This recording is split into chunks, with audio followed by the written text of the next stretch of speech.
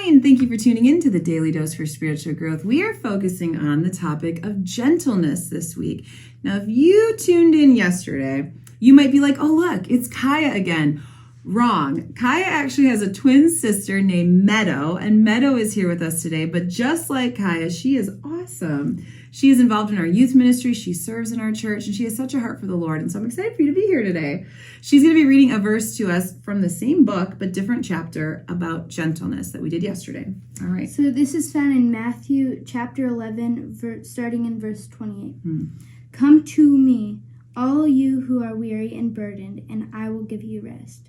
You know, Jesus says, come to me, and we can go to him. Yeah, it's beautiful because when we face hard, do you ever face hard stuff? I do too. I mean, we all do, right? That's humanity. We go through hard times, and a lot of us try to do it on our own.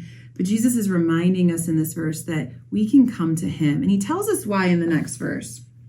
Take my yoke upon you and learn from me, for I am gentle and humble in heart, and you will find rest for your souls. Oh, that's good. That's good. What did it say about him? It says he's gentle and humble of heart.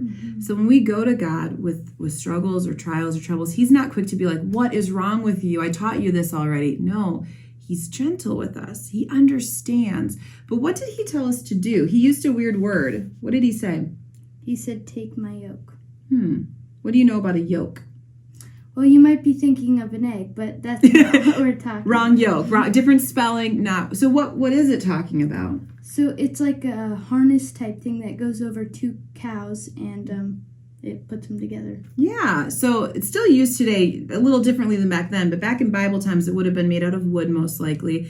And it kind of connected two animals together for plowing or different, farm functions.